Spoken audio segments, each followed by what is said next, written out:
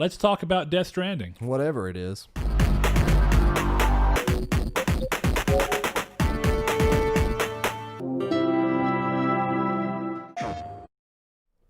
Hello and welcome to Triangle Squared, a PlayStation podcast. I'm your host, Brett Beck, and alongside me, Mr. Saul Bridges, bringing you guys episode 114. 114. If you are unfamiliar with us, we are a PlayStation-oriented podcast, so we talk about everybody in the gaming industry and how they pertain to PlayStation and what we'd like to see them borrow from each other or learn from each other and everything like that. So I think that even though we're PlayStation, I think it's fair to say that we are open to the idea of, in our opinion, everybody should be able to watch our show and enjoy it without feeling like it's just a bunch of fanboyism. Even though, in the most truest of sense, I guess that's what I strive to we do. are fanboys, right? But we're not necessarily doing it in a toxic manner. Even though I hate the word toxic, the word toxic has become toxic. Is the ironic part? Only if everyone throws it out there. Only if you use it as an insult. Well, yeah, but that's what a lot of people do. So that's what I mean. It's real funny how that's happened. But anyway, if you want to watch us, you can do so on YouTube in video format like we're doing right now, right here, every Monday at 10 a.m. PST and 12 p.m. CST. If you like what we're doing over there, subscribe and hit that bell notification button. It'll let you know when these videos go live, which is every Monday. And then every Friday, we have a piece of content hitting too as we start up our new off-topic podcast. It's called Whoop at Best. If you want to know what the boop is, then you just have to go do some digging and find out on our channel if you're watching on YouTube. If you like what we're talking about, we'd love to hear your thoughts and comments in the section below. Let us know what you think about any of these things or any of your thoughts, as well as giving your input on the community stake question that we try and have where we ask at the end of every episode and then address at the beginning of the next episode. If you don't want to watch our ugly mugs but instead want to listen to us, you can do so by going to podcast services, be it iTunes, Google Play Music. Doesn't matter if you're on Android, iPhone. You can find us on PC. We're on Stitcher, Spotify, everything. Doesn't matter. iTunes is being canceled, by the way. iTunes is being split into 3 different services. Right. So I don't know how that's going to work. I'm curious how that's going to go as well. So you may not be able to find us on what I wonder if they'll do the same thing that Google did, which Google has plans to separate everything off, but then Google said what we're going to do is make a complete podcast app where all of our podcasts are separated from everything else. They still haven't done what they said they were going to do, make YouTube Music the new music. I'm so happy. Yeah. Because I don't care for YouTube Music. I stopped using Google Play off that one notion alone. Yeah, I still use Google Play right now. I'm going to get used to it again, and it's going to cancel, or it's going to do that. So probably. So don't get your hopes up. I'm already paying for Spotify, so I'm good.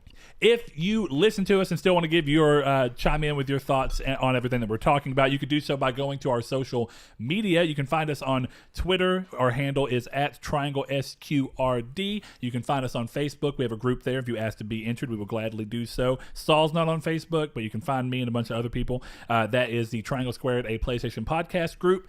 If you want to join our day-to-day, moment-to-moment conversations like so many of our community have, and we're so thankful that they do, it's a very fun little thing. We have our Discord. We can find in the link down below. There's the link in the description below that you can use to get into there and hop into there. And lastly, if you would like to support us with as little as $1 just to help support the show and what we're doing and the things that we want to do to expand out our Nartec production thing as it is now. So if you want to do that, you can do so. And there's some cool stuff that we're probably going to be doing. I asked about stickers, and I think that seems like a fun thing. So I'm probably going to go toward that. Name. Yeah. We'll probably set it up very soon. I may do it here in the coming week or two, maybe after E3 when we have a little bit more time, set the sticker thing up and get that moving to where if you become a patron, you get a sticker sent to you.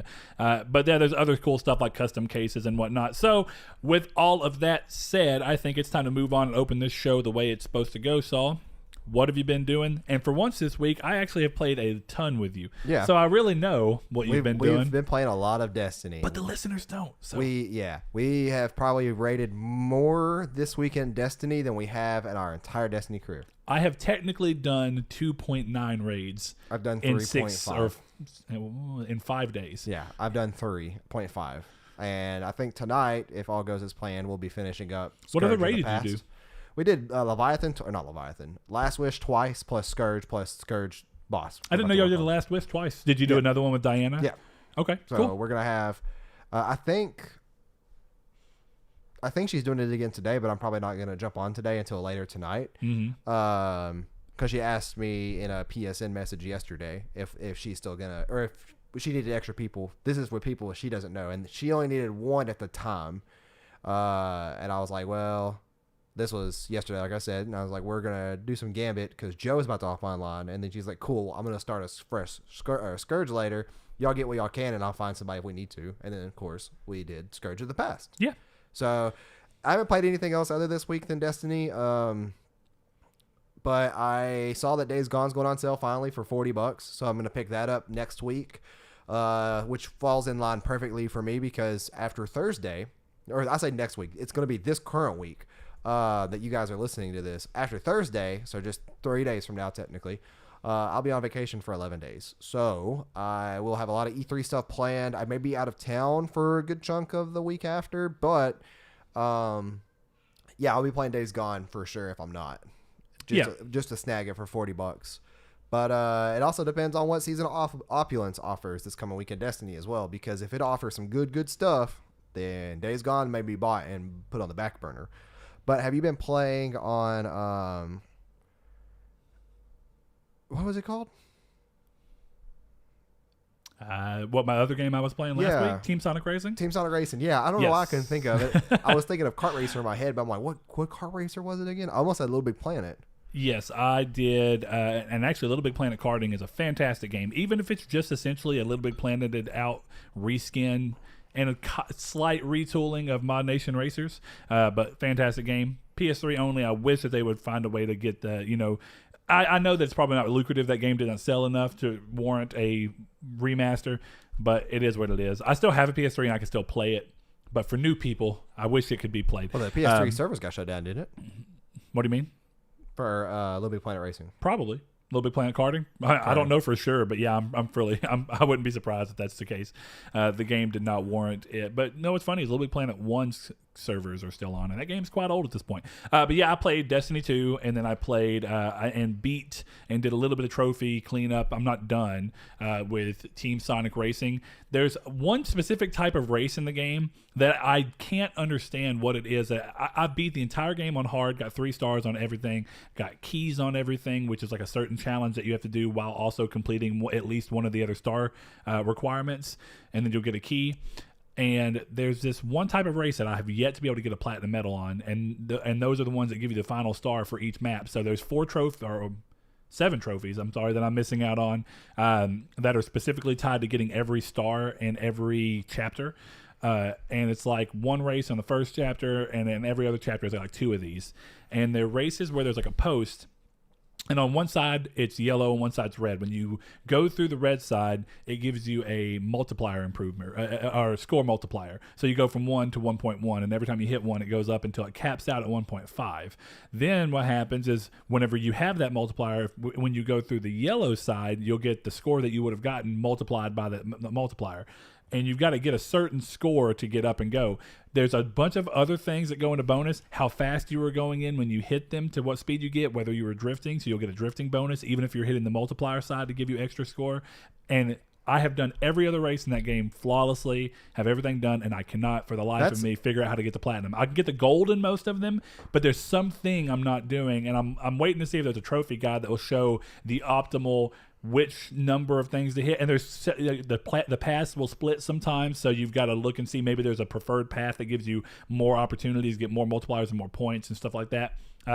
That's a weird mechanic for a racing game. Well, you don't do it with anybody else. This is one of they're very seldom races. There's only, like I said, 1 or 2 per chapter, but they're only you. Another type of race that they have in there is called a ring challenge, and what happens is you have a time limit. And anytime that you get rings, it goes towards a score.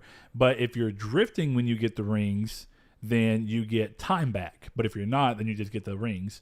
So you have to do this thing where you're finding and hitting the rings, and there'll be long strings of them, and then in between that, it'll just be little pockets of them. And you want to drift, and you have to try and you have to also do the long strings. You have to drift through as well. I guess that makes sense. So, yeah. But and I've done all those. I think there might be one that I haven't gotten the platinum on, but I know I can do it because I've done it with everything else. So it's just It's annoying me slightly, but kart racers tend to have that one trophy or that one thing in them that's like, why is this so hard? Mod Nation Racers, for the PSP, the road trip version, or PS Vita, had it to where you had to go back and beat every track's developer time, which was like the best time the developers had, and you had to be 20 seconds under the entire, because it was like, what happened is the time was accumulative across all tracks. Okay. So you had to, on every track, you had to go and shave down that time until the end of that run. You had 5 tracks, and you'd be under their time, and you had to do that per, if I'm remembering right, you had to do that per section.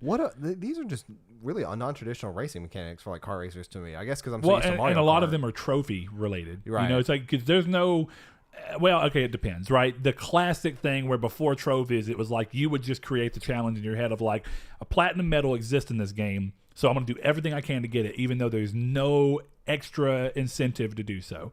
Trophies created an incentive to give people to do that, and that has actually helped me go an extra mile in games where when games got really where I was getting them often, it's like real easy to want to put a game down and not finish it or finish everything that the game has to offer, even if you beat the story. Right. And this is a way to do that. But I mean, yeah, it's kind of what it is you wouldn't have to do this to the level that I'm looking for if I wasn't aiming for a trophy. Gotcha. Okay, that makes more sense. Or if I hadn't set a personal goal to do it. Okay. But in this case, it's a trophy. That makes more sense then. But yeah, I mean, the game is fun. I really enjoy it. When we were going to play online, when I played with Kiki and Richard, it had some issues with the ranked matches, so you had to do non-ranked. I would not be opposed to going back and doing more of the ranked things. I like a lot of the trophy design because a lot of the trophy stuff is fun, and it kind of ties into the rest of the thing. So there's one that's called Villainy 101. And you can't do it in the story modes. You have to go to free race. And you have to be playing as Eggman.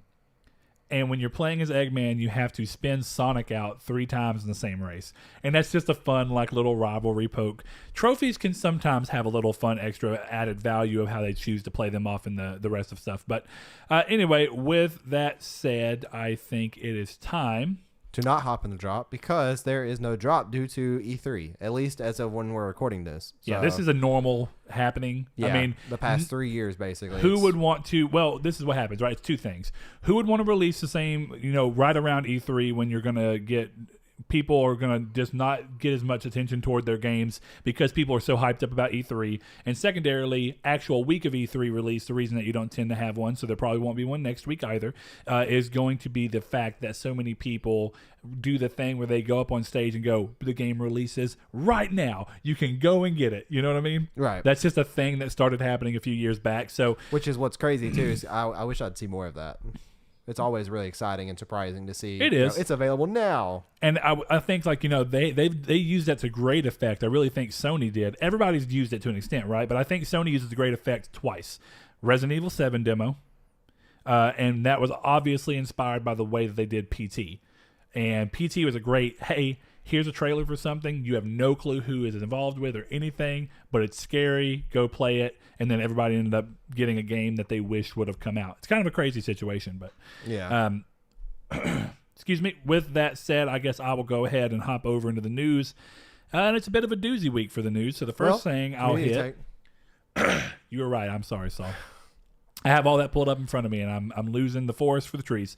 The community's take, what we asked last week, our episode was about PlayStation Productions, the new unit that Sony started to take PlayStation IP and move them into different media, be it TV or film. Though, I mean, I guess, is there anything that, would they start putting the books, like the novelizations of God of War into that as well? I guess it's not really a production at that point. I don't think that would be included. But either way, the grand idea is to start finding ways to get the IP from PlayStation out into other media so that you can either bring new people in through that other media and get them to play the games, or to give people who enjoy the games something to do, like in between, where they have God of War 1 and then God of War 2, say, are 3 years apart, but a year and a half in between those, they have a limited run series that is just something extra for you to see and understand the world. Some more lore, some side content, with characters that may or not make it into the game, kind of stuff like that. So what we asked for the community's take was, Let's see. I have the question here. I'll copy it exactly. What PlayStation franchise do you want to see adapted into a series or movie? Would you prefer it to be an extension of the game's universe that is canon, or would you rather it exist in its own universe utilizing the same characters? So I'm going to start off on the Discord first. Mr. Bobo May, Josh, says, I will be lame and say Metal Gear. And this is going to get me into something. I'll start here, and then we can go on for the rest of that. He says there's already a huge story that can be told from all the games that they can really start anywhere they wanted. Although I would like for them to start with the first Metal Gear from the 87 MSX home computer, they could just as easily start with Metal Gear Solid for the PS1. Considering Kojima gets many of his ideas from Hollywood film, I feel like it wouldn't be too hard to find ways of adapting it into a film and it not seem like it's stealing from those movies. What's really funny, were you in the party chat with us whenever yeah, you were. It was yesterday when we were doing the Nightfall. Yeah. And Joe was talking about we were naturally talking about Kojima's games and stuff, and we got to the point where like a lot of the stuff that you saw for the early games was that it was always based around the idea that Kojima intended originally to want to do movies, but he got into games because he thought it'd be easier to get into. Yeah. And it proved right. You know, games were still pretty nascent at the time, and movies had been a thing for a long time in a big industry that was harder to break into. So I think by doing this, he's gotten to the point where I would not be surprised if we actually do see Kojima end up making a film in these later years of his life. Yeah. I will say, though, I can't think of what it's called. Escape from something, I think. Oh, Escape from L.A. Yeah, that's totally Metal Gear Solid. That's what he based. Snake Plissken is the name of the character. That's what he based the series on. Was that movie from? And Snake looks mid-80s? like him a lot, even down to him it's the having costume too. Yeah, it's everything. everything It's, down to the eye patch. At least the first rendition, yeah. But then he added stuff later, like the eye patch and stuff, to make him more like that character. So I like Metal Gear Solid's weird because Kojima's no longer part of Konami, and now Konami owns Metal Gear Solid, so that will never happen. Well, not now. They always did, but now Kojima really can't have nothing to do with it. Though. But what I wanted to bring into that actually was, and Liam followed up with it. He said PlayStation franchise, and one of the funniest things I saw across this is that this is one of those examples of series that are so synonymous with one console that sometimes people will forget that they are not in-house studios, and I think that's our in-house franchises. We saw a lot of answers that veered towards games that are synonymous with PlayStation, but not necessarily PlayStation owned. I even saw that in some of the articles that were talking about PlayStation productions, where people were talking about the article writer was saying that they thought Tomb Raider was a good example of a game that could use this. I was like, that's funny because Sony's never owned Tomb Raider. All the way down to the point that it's odd to me that people were able to so easily forget how upset PlayStation fans were when Rise of the Tomb Raider got a small exclusivity window on a console that the game had never been synonymous with. So it was like, if anything, Tomb Raider on a console is so tightly aligned with PlayStation because of being such a big game for the PS1 all the way through the PS2 through the PS3. So man, my dogs are not happy. I know, that's what I'm thinking. But so there's going to be a couple of answers on this that you will probably look at and go, that's not a PlayStation franchise. But I appreciate where they're coming from this, and Josh even responded with, that's why I said they could start from PlayStation version of Metal Gear Solid, but would rather they start from actual beginning. But again, that all comes down to you're just looking at a game so synonymous with something. Yes, those were exclusives, but they weren't exclusives in the idea that Sony ever owned them. Well, something interesting too, El Chabib said, I would say none. Bringing games and movies together and having them on a continuum is very difficult to do. While that is correct, we loop back to what you just said with Lara Croft, and people often say those movies aren't good. Yeah. What's crazy? I haven't. We should both clarify. I don't think either of us have seen the newest Tomb Raider, right? But this kind of goes for specifically Lara Croft because of the way the story works. But then you loop it in with most video game movies. The reason they suck so bad is because the stories for video games can't be adapted to the full screen that well. Which brings us to the number one thing, and I'm glad you said that. This is technically, I'm going to consider it part of it. He didn't do it in response to that. Go ahead. I'll go ahead and say Liam did say Twisted Metal would be a good movie, but a better TV show. I kind of agree with that. And then what my favorite response to this period would be the Gravity Rush animated movie. And he said, or we could do it in CG. Which then somebody said, or Josh, one of our patrons, said, dang, I was about to say a Gravity Rush anime, which would be really, really cool as well.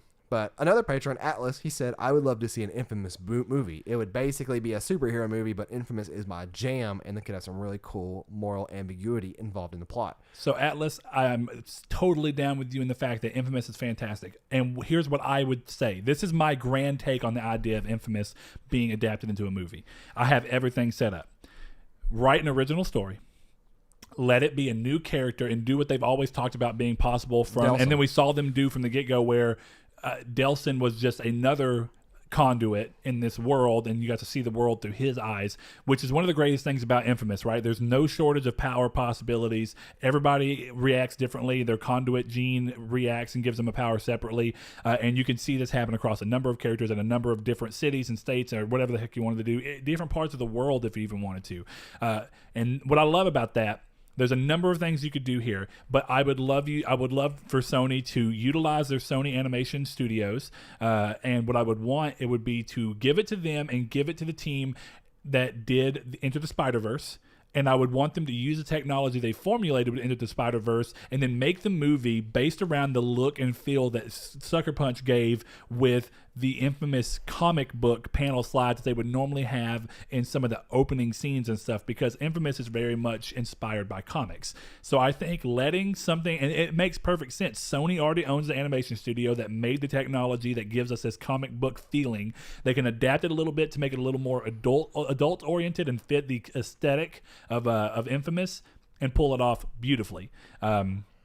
So that would be my pitch, and I'm definitely with you. We had a couple of people mention Infamous, and I'm so glad, because I'm glad that Infamous isn't dying away. It's staying a franchise that so many people are like, I would love to see it again. Yeah. So to wrap off Discord real quick, though, before we go into Twitter with what you were saying, yes. Donovan has an interesting one. He says, how about a Sly Cooper anime, but as humans instead of anthropomorphic? Why did I just I reversed that.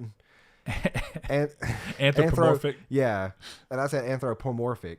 No, that's the right way to say it. Moporphic. Whatever. English is hard, guys. But yeah, I think that'd be kind of cool. I'd actually see that being well worked for like a cartoon, where they could have like maybe like an anime, like where I've seen it before, like where characters are supposed to represent an animal or something, but they have a trait on them, like a backpack that would be Sly Cooper's color or something, and then stuff like that would kind of symbolize. Now that you say that, what has been done that was There's been a lot of that's been fan art. Yeah, though, if we're being honest, it is, but I can't think of what it is. See, I don't know. Has there ever been an official thing where they utilized characters from something that was existing that were originally anthropomorphic or animal-like, and instead gave them humanistic character, like a humanoid body and characteristics, but then gave them something that tied into what? There's something out there. I just don't know what it is. I know in the back of my mind there's something I've seen. If y'all know what it is or have an example that's not even that, just give it to us, because I'm curious and interested. But more importantly, I think that becomes a weird thing of, doesn't that get to the point of like, doesn't that feel at that point that they're just utilizing an idea and going with it? I'm not saying that I'm even against the idea necessarily, but I don't know that Sony's upper people would say that idea makes a lot of sense monetarily and idea-wise, because what this serves to do for a series like Sly Cooper, which is kind of probably, sadly, to my detriment, dead, or at least very, not being used as much as I feel like it should be, based around sales and stuff. Can't do anything about it. But I think in that situation, the idea of being able to make something like a series would be something that could be accessible to a new crowd while still feeling familiar. It could be something that would be a great nostalgia pull for people who love the original series. But I feel like for the most part, that would want to be fan service to an extent while also reaching a new market, to be something to act as a fill-in for the fact that there's probably not going to be another game for some time. So I feel like you'd want them to stay anthropomorphic and be their characters and have some kind of a through line that would kind of fix that. But Sony has so little of anthropomorphic characters these days. That's just not something they do as much as they did during the whole idea of platforming mascots very early days with PS1 and early PS2. Not a lot of companies do that anymore. Like Nintendo still does it by default with Link and Mario. PlayStation, technically, they have like Aloy and Kratos and stuff like that, but it's not really intentional like it used to be. Well, you're right on the sense of the mascot. But I think more importantly, in the late 90s and even into the early 2000s, there was a really big deal about how they handled, it was like everybody wanted their mascot to be a platforming mascot. Partly it was because that genre was just really big in that time period, but it was also just like, it was one of those things where it was a character that was easy to slap up and people see and look like, that's iconic. I look at Jack and Daxter and I say that I think of PlayStation when I think of that. Or I look at Crash Bandicoot and I think of PlayStation when I think of that. And what's funny is he is anthropomorphic, but Crash doesn't really ever talk. So that's just one of those interesting things. But I see where you're going, and I mean, I'm not saying it would fail. I don't know. I mean, that's just, I guess it would depend on what Sony views doing something for a franchise that's been a little bit more dormant like that. It would be interesting if there was a more, Ratchet and Clank would be the closest example we could find of anthropomorphic, but that's technically because it's aliens, not just animals. But that would be like saying, would they make a live action Ratchet and Clank movie where they're humans instead of animals? And do you feel like that would really be the spirit? I don't know. Interesting idea either way. And actually, if you're listening to this, what do you think about that idea? Let's see. But going over to Twitter real quick, Mr. No Fate, Sean 1 Neo says, in response to some of the things that we were talking about, how seeing them as individual original stories that can or cannot be tied canonically to the main series, he says, I strongly disagree. Movies like Resident Evil, Hitman, Assassin's Creed, and Super Mario Bros. Are all considered bad movies, mainly due to messing with the original material. So this is in response to saying, there was a quote from Sean Layden that we talked about last episode where he said a lot of the times it's people adapting the things and not understanding the source material. And we thought, one of our claims was that trying to do something and take a game that is made to be paced with gameplay intervals in between is really hard to take to a 2-hour movie where those gameplay sections are not there to change the pace and do the pacing in a very different way. Right. So with that, he continues, if they make the Last of Us movie, I wanted to tell the same story for my non-gamer friends to experience. And we kind of went back and forth on it. My main thing is that I fall back to, I think I agree with Sean in that the reason that those movies were considered bad movies was not because they messed with source material as much as the fact that the people writing those movies did not understand the games that they were trying to write for. So they don't feel like they belong in the franchise that they're supposed to be representing. And you see that across the board. You see Assassin's Creed, and there's some pretty simple things with Assassin's Creed. And to be fair, I haven't watched the whole movie. I've seen bits and pieces, and I remember the trailer pretty fondly. But Saul, his brother Seth, is a huge Assassin's Creed fan, and he enjoyed the movie, but he even said himself, there's a lot of changes that they made in trying to make it more popular with different audiences and trying to make it work. And part of it comes down to a lot of people who are going to watch these movies are going to be people who played the games. That's the majority of what the idea behind licensing a product is that you have an immediate audience who's willing to go ahead and pay money based off of name recognition alone. So you say, I'm making a Tomb Raider movie, and people go, I love the Tomb Raider games. I know what Tomb Raider is. I'm going to go watch this movie. But if you made a game movie and tried marketing it to people who that wasn't aimed at, it wouldn't make as much sense to them. So part of what I think happens here is that they try and change the source material too much. They try and have some of the source material and source inspiration behind it to try and pull in people to watch them that are fans of the games. And then sometimes that ends up being that people who end up being fans of those movies are people that were never fans of the games and don't understand the disconnect between the material and what's trying to be. Well, also you have to think about it too. With the games he listed, with the exception of Assassin's Creed, those games don't have real stories. Mario's going to save a princess in the castle. There's characters in that story, but there's not many. Resident Evil took place in a mansion. Like, there's backstory to there, and there's a bad guy, sure, but like the game, those are the type of games that focus on the gameplay. That's what I was bringing up earlier. And then you have, what else was it? It was Hitman. Hitman has like there's an overarching story, but it's told through the way you go about assassinating characters and why you're having to assassinate them. That also won't really work as a movie. Yeah, it's like, what is the game trying to do? And now, what's funny is his example of The Last of Us. I actually think if you took The Last of Us story and tried turning it into a movie, it would probably be a more successful movie than any of those even with the source material. You know what I mean? It's because, like Saul's saying, they're extrapolating items out of stuff that is not rich in story in a exposition dialogue sense. It's more rich in lore. So then what they're trying to do is pull lore and make a movie out of that. Right. So, but you were going to get up and stretch, I assume? No, I'm just going to go get my nose because I'm keep sniffing in the mic. I got you, bro. Nope. Nope. Last time I used those are like 50-year-old Kleenexes. If you ever come to Brett's house, don't use those. I don't think Angel Soft makes Kleenexes anymore. Those were my grandpa's. I've had them for a long time. For 50 years old. Oh, anyway, we will move along. Let's see. I think he said something else in regards to that, and I'm gonna go see if I can find it real quick. Let's see. I kind of lost my placing here. Anyway. We were talking about it. So his answer specifically to the question I put out on Twitter was Death Race was a good movie. So I have high hopes for the upcoming Twisted Metal series. I also think it's possible to make a Wipeout 2097 movie kind of like Star Wars Episode 1's Pod Racing or even Ready Player One. Now, one of the things I think is interesting about this is Death Race was a fine movie because it's a movie that's more around the action and not telling a compelling story necessarily, though it had a story. I think that I agree that my response to this, and I still hold to that, is that Twisted Metal's PS3 release, even though it was divisive in a number of ways, I think it showed that a live-action series would work really well because the way they actually did the cutscenes in that game are all live-action renditions, using stylistic things from going from smooth motion across pictures in the background to make it stylized, or having full-on live-action cutscenes to using picture frames to flick between stuff that would be a little bit more gory.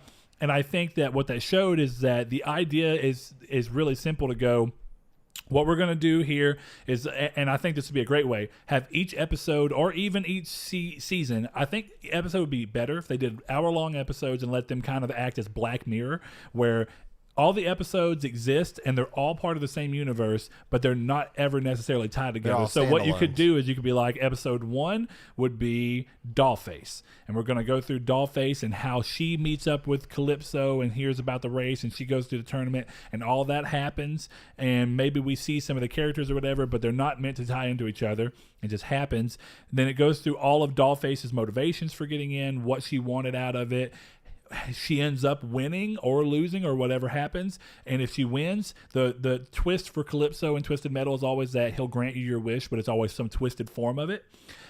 So again, you could have that to be where the through line that'd be cool for every episode is seeing what you could do with that format. The format's always going to be introduce a racer, introduce their motivations, give them character development within this hour-long episode, resolve however you're going to resolve, and see how you're going to be able to continue utilizing this structure of letting it be ending with Calypso either granting or not granting the wish, and if he does, how's he going to twist it to make it tortured. And you could leave all of those episodes separate. I think that'd be amazing. Yeah. Even if it was a limited run series where they only do it once, one season where it's an episode of every character that's a major recurring character in most of the games. So you wouldn't necessarily have to do it to everybody, but you could do it to people like how am I forgetting his name? Sweet Tooth? No, not Sweet Tooth. The other guy. Let's see. There's Axel. You have Sweet Tooth. You have Calypso. Too, right? Was it on the J? I don't think so. Been a little while since I played Twisted Metal. Sadly, it's been since the PSP game. Is it Priest?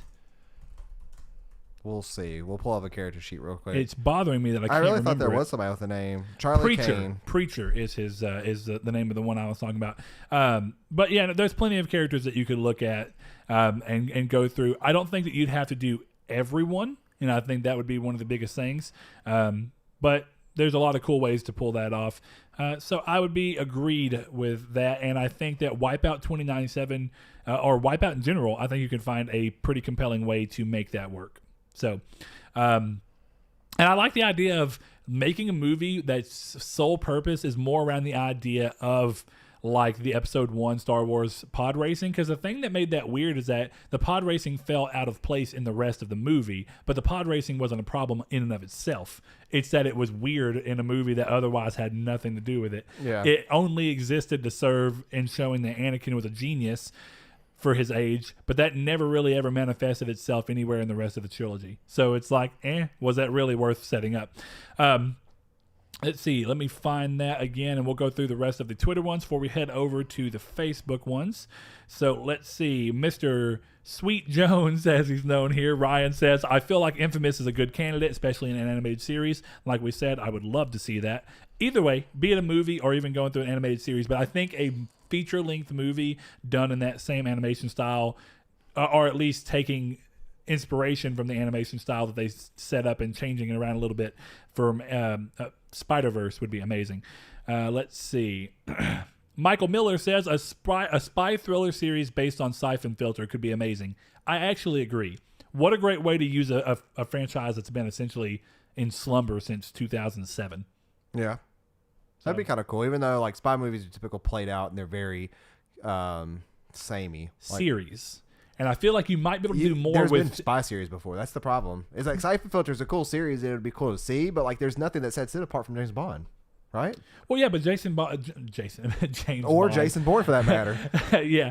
But those are all movies. And I think by specifically moving them around and not making a movie, but instead making a series where you can, I think a lot of the weaknesses of those movies, in my opinion, because I actually don't, I don't think that I don't think Casino Royale was a good movie. Oh boy, you messed But up. this is also just opinions. But I think some of that comes from the limitations of what a movie has, where you're trying to do a lot within a little. So what's going to happen when you're in a what do you call that, a genre that's so played out like you're talking about, is because they always do those as movies. It's very, I can't remember the last time I saw a spy thriller that wasn't a movie.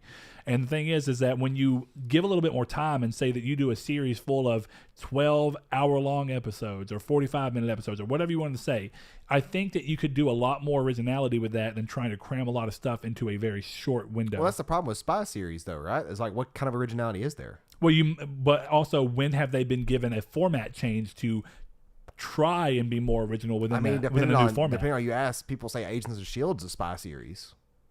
I haven't watched it, but I guess dealing with Hydra and stuff and like all that. In some series, yeah. in some sense, it's even if it's not necessarily a spy thriller, I guess it'd be like a. I love spy movies. Government. I love spy movies and all that entire genre, but like I think that's the thing is that. Like, it's hard to see something you haven't seen before, and it just gets really stale. But that's Siphon true. Filter is is a very, very good answer for that. But then Siphon they Filter can move into a Days Gone live action series that follows it because there's because Easter egg. Walking Dead's already dead. And Days Gone, I guarantee you wouldn't be on the par of that show, production quality wise. With how long and the budgeting that. Who knows? I'd hope the writing never. See, the thing about this is that if Sony's the one doing this, you'd hope that they would be able to. The idea would be that, unlike The Walking Dead, which I think most fans, everybody I know literally in person that watched The Walking Dead quit watching it forever ago because they said it just fell off. But it keeps going because it's a money machine, right? So that probably means that some of the people that told me they don't watch it are lying and they watch it anyway.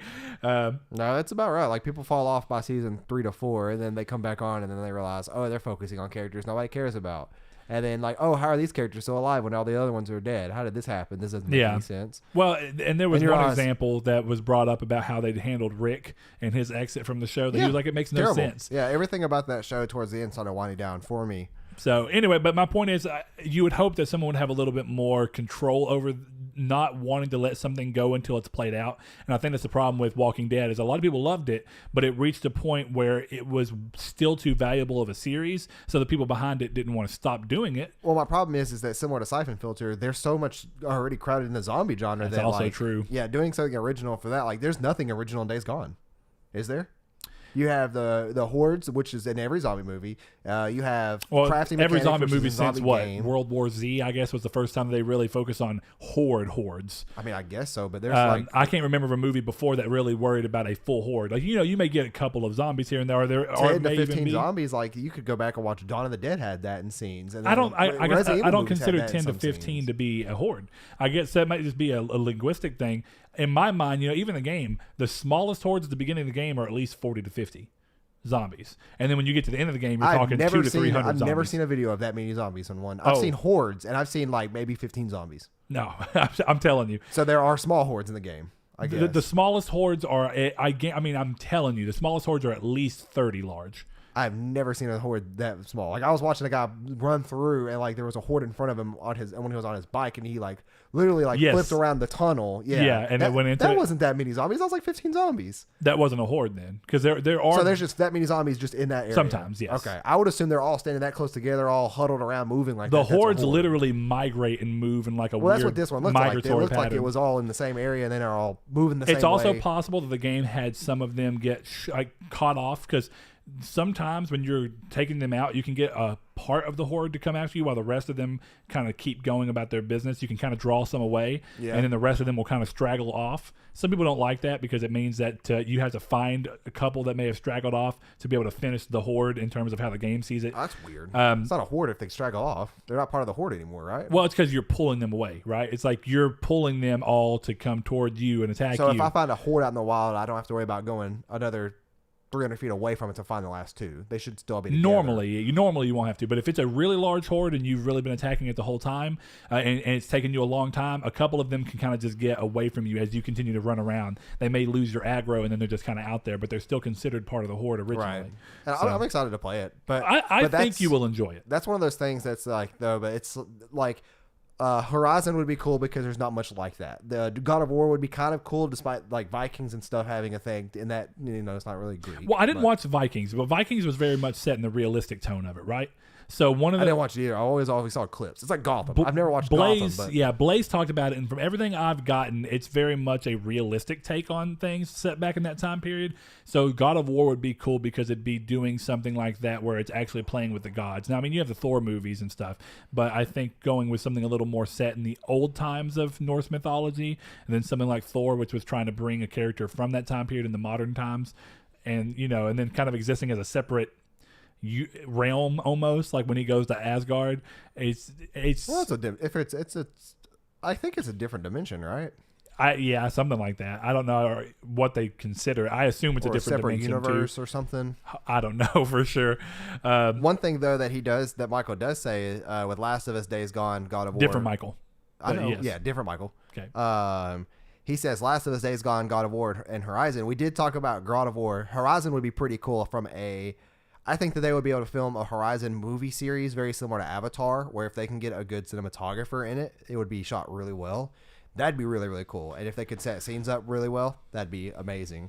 Days Gone, like I said, I don't think that'll work in any format, and neither will Last of Us. And I'll tell you why about The Last of Us. You could probably do a breakaway series on The Last of Us. However, it's going to have little brother syndrome, where it's going to feel like a tag along and it's not going to feel as important to the main series.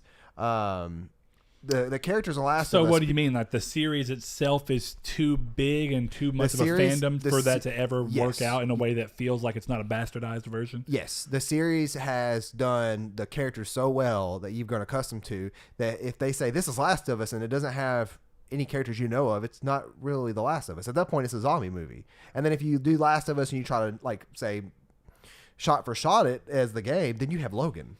Essentially, right? Like that's the key component of Logan. Yeah. So it's kind of one of those things. It's like I don't really anything involving like apocalyptic stuff, zombie stuff. That going from video games to movies to TV shows, that does not translate well for me. I agree, and I will say one of the things you say about Days Gone that I kind of get, and then I'll let you finish. I'm sorry, but the same thing about Days Gone of you said that Days Gone would just be more zombie stuff in the thing. Well, I felt this. I mean, and Days Gone was still a fun game, and I think it does enough differently than a lot of zombie games to set itself apart. Even if nothing that's done is unique in gaming as a whole, I think it brings a lot of things together that's not common in the zombie game genre. Well, but even then, I feel like Days Gone had the same problem with a lot of people, where it's like it's just another zombie game in a time period where we saw World War Z literally come out as a game right before it. And people said that game was terrible, and that game ended up getting really, really good scores and had a really large player base. World War Z? Yeah. Mm-hmm. Sold over 2 million, which I mean, that's a lot. It's a lot for a AA game. Near how long to get that far? 6 months?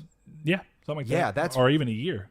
Yeah, that's right. It was. I think it was right at 11 months. We're at 3 million now. Yeah, that's nuts too. Yeah. But I guess when you take a look at the kind of games they are, you can understand. But yeah, with Days Gone, the coolest thing that Days Gone does for me, as a Sons of Anarchy fan, is that Sons of Anarchy style vibe.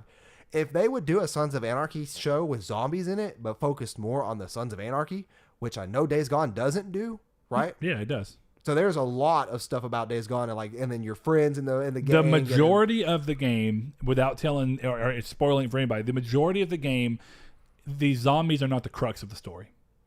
It looks like a majority of the game though. You're by yourself.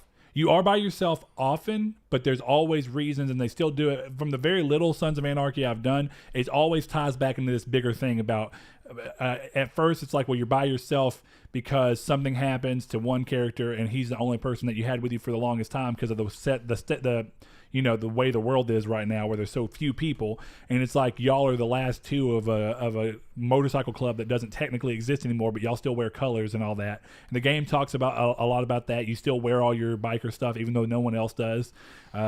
So I do think you'll enjoy it from a story perspective. The majority of the game rests on connections with other people and familial things with people who aren't technically family, and using that kind of as a crux of, like, family is who you make it. And even sometimes where he's reluctant, he still finds himself doing stuff for these people. I think you'll enjoy it. Well, because I was really worried that a lot of the times, the biggest problem that I think a lot of zombie stuff can do, and a lot of genres in general can do this in a lot of ways, but zombies is one of the biggest. I don't think that it's very good to make a game or a movie or a series with zombies where the majority of what they're trying to do is focus on the zombie aspect. Zombies are not interesting in and of themselves. You want human drama interlapping with what would human drama look like in a world overrun by zombies, where everything that we're used to, like, you see a sitcom, all that is jokes and human drama, but it's all set in a realm that we understand. It's like, this is like real life for us to some extent. But when you're doing it in something like a post-apocalypse, be it zombies or not, it's like, well, this is a world where you're having to deal with human drama in a setting that we're not normally used to as people ourselves. So it feels foreign to us. Yeah. And I think that's what makes those games interesting. I would still say I think that's why Days Gone might be able to be done well. I think there's been a lot of people who want another Sons of Anarchy style show, and from everything I've seen, there's not going to be one. Well, that's the problem, right? Is that they'll compare the problem it would to Sons of Anarchy, and it's possible. Apparently, up to the last season, because I watched the first 2 seasons, or maybe 3. And I really enjoyed it, but it was at that point where I couldn't find all of them in one area without having... So it got hard to watch. So I didn't get to finish them all, which I still want to go back and rewatch them. But yeah, it apparently ended really rough. But Kiki, Patreon, he says The Last of Us, which we have talked about, and Kingdom Hearts. Kingdom Hearts might work well. This ties back into the thing of Kingdom Hearts is a series so many people view as PlayStation, even though it's not. Yeah, that's true. But yes, I do agree. I think Kingdom Hearts actually could work, and the reason I think that is we've already seen Square do that to some extent. We've seen, like, whenever they did the movie versions of the games and the collections, those were really entertaining to watch. Whenever they did the back cover movie version of the mobile game, to kind of give you that was a really really enjoyable watch. It was interesting. It had beautiful animation. I think it proved that you can show and kind of mimic some of the story elements of Kingdom Hearts in a way that feels different, in a different format, but still feels true to Kingdom Hearts. And a lot of that, I think, does come to the fact that Tetsuya Nomura was still behind those. So I think the biggest lesson we can learn from this a lot of times is that if they're going to do this, there either needs to be writing done from the people who mainly write for those games, or at least they need to be heavily supervised by the people who write the game, where the script always goes by them and they give final word on whether they think it feels right for the series or not. Yeah. But with that said, I'll roll over to Facebook just so I don't ignore anybody's, and then we'll move on. This has actually been quite the... Yeah, I will say that we've talked about it before with reader mail questions and stuff like that, where if we get a lot, we may not be able to get to everybody's just due to time constraints in episodes. Yep. So we appreciate everybody always filling us in with everything, because it always is interesting to read this stuff. And I tend not to read the stuff until we are actually airing the episode and recording it. Yeah, me too. As much as possible. It becomes off as fresh. So if you ever do ask us one, we will always specify if we ever do decide to make that change where we don't read them all, depending on if we keep getting a lot. So you guys don't feel left out. Okay, here we are. The last few here. We'll go through them pretty quickly. Matthew Green, patron, says, a better Final Fantasy movie with better story. And I asked him just out of curiosity because they show up, so it's harder to avoid this. They show up as notifications. I said, is it a better Final Fantasy movie as opposed to The Spirits Within, or does that include things like Kingsglaive and Advent Children? And he specifically said he'd not seen Advent Children, but yes, Spirits Within is one he was mainly talking about, and Kingsglaive to him was more of an extended cutscene for Final Fantasy 15, which, hey, that's fine. I actually understand where he's coming from there. Donovan, he says, Bloodborne, done by the American studio that did Castlevania, and as an extension of the universe. I actually think that's a fantastic idea. That would be pretty cool. I think that Castlevania's Netflix, and even though I haven't watched it, I've seen trailers, I think the visual styling taken and going away from that real red coloring that they use and instead leaning towards the kind of purples and muted colors of Bloodborne would look really cool. Yeah, the deep dark purples and stuff that like technically the Omnigalas are colored. Like they're colored pale, but the ones on the building seem to have a purplish tint to them. Yeah, and it makes you wonder, is it because of like the moon casting off of them or the pulling Which it would color still be a from the lot building? of red depending on the moon in that series too. True. Josh Ayers brought up again, Infamous TV show like the CW superhero shows. That's a different take. Live action, Infamous, done where it's completely realistic set and it's focused on the drama, very much like the CW shows where there's very little action, partially because of budget, actually mostly because of budget. They have their few action scenes and then they do the rest of it through drama between characters. I think that could work. I'm not a fan of those types of shows because of the fact that they're so low budget that it feels like I'm watching Power Rangers, and personally to me, I don't care for that kind of cheesy look. It's part of why I don't care for Doctor Who. Outside of otherwise having some interesting ideas. The last one on here, and I love it, The Order 1886. And Donovan said, Josh actually just said The Order, and Donovan said there's 1,886 of them, so it gives them a lot to work with. I do think that the likelihood of us getting another entry into the Order series is pretty unlikely, but I think that considering that most of the complaints of the game were about how much of a movie it felt like, why not take the strengths of what people do see about that, where they said it had great writing and great characters and great graphics, but boring gameplay for some people or not enough gameplay? Why don't you take all of that and instead go, well, let's make it into a series, a movie, or whatever? I think it actually would work. And there's not a lot that exists out there that takes place in that same time period with the same basic premise. It would have to be certainly an expansive universe on that one. Or Yes. even maybe a continuation using a 8-episode miniseries. Yeah, let 1887 as it would have been in their original plan, let it come out as a miniseries. Yeah, I would like that. Yeah, I'd see that too. But we're going to go ahead and move on to the news so we can fly through that. The news is a little packed too. But like Saul was talking about, Days of Play is what has Days Gone being a little cheaper. So if you want to hop into the Days of Play sale, remember there is a jet black 1 terabyte PS4 Pro that you can get for $349.99 as opposed to the normal $400. PlayStation VR bundles, there's some out there. They start at $249 depending on which one you want to get. DualShock 4 wireless controller, all of them, all colors, is at $39.99, starting at $39.99, so it does depend. But they're all on sale. This won't start till Friday, by the way, June 7th. Yes. Days Gone, God of War, Marvel, Spider-Man, and MLB The Show 19, starting at $19.99, going up from there. So I think most of those games, I think Spider-Man, God of War, and The Show, or I think Spider-Man and God of War are $20, and I think Days Gone and The Show are $40 because they're both new releases. PlayStation Hits games, which are the red cased ones that comes back out, they start at $9.99. So if there's some games that you've been waiting to get that you wanted to get physical, good time to get them as long as you don't mind that red case. And there's some other catalog titles that it says check with local retailers to see how they will go. There is also the special edition Steel Gray. Let me make sure I'm actually saying that color right. I'm pretty sure it was Steel Gray. Yeah, Steel Black. My bad. So there's a Steel Black 1 terabyte PS4 Slim that has the Days of Play special edition that they did last year. This one's got the PlayStation face buttons kind of emblazoned upon the top. So if you like that idea and you want to get a new PlayStation, you've been looking, there you go. I personally would say wait. Yeah. Because there's just too much stuff coming, and that's still $300. Unless you're maybe if it was $200, which I know they wouldn't do, then it'd be more like it. But with PS5 a year down, personally at this point, unless your PS4 is dying like Joe's is. Oh well, then yeah, do what you can. He's there. getting frame drops in like just normal public events in Destiny, and it's like almost crashing. So it's just like Okay, let's see. I do think we got. I actually forgot about this, and that's going to be unfortunate. I posted a Patreon on the community stake because I wanted to start doing that as well. And Justin Rowe and Derek Porter, too, that did not get mentioned. I'll go ahead and hit those real quick.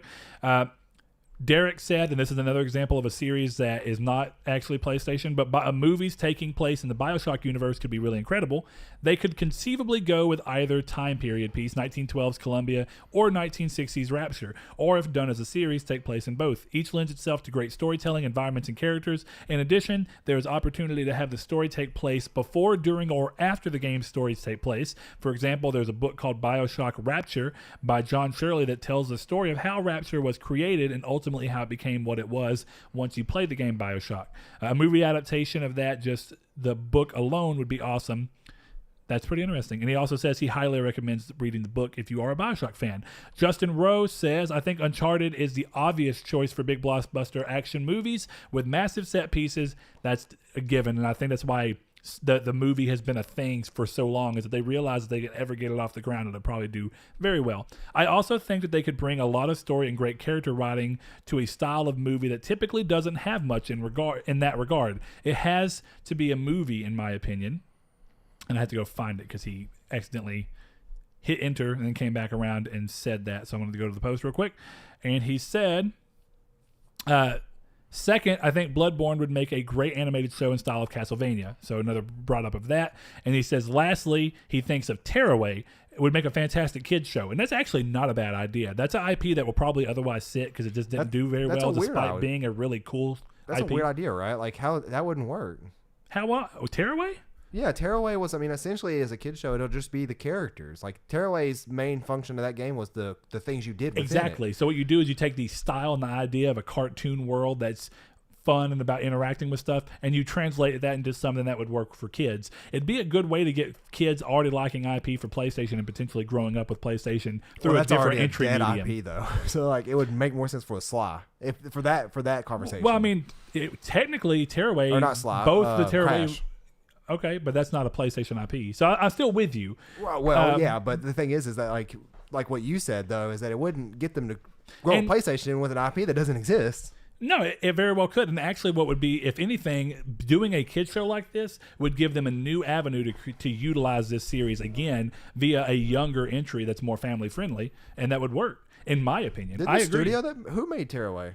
Media Molecule, the same team that did Little Big Planet. They were doing Dreams. And they're doing Dreams. Yeah. So, who knows? But I think that's an interesting idea. It does have the perfect aesthetic for a kid show. And the basic idea of the game anyway, where it's all about interacting with a weird world. Well, I think that's the only way that's the only reason that game was kind of a thing, right? I think Kyrie would love it because there's a show called Luna Petunia, giving y'all my kids show expertise that I think very much plays into the idea of the way that Tearaway sees its world.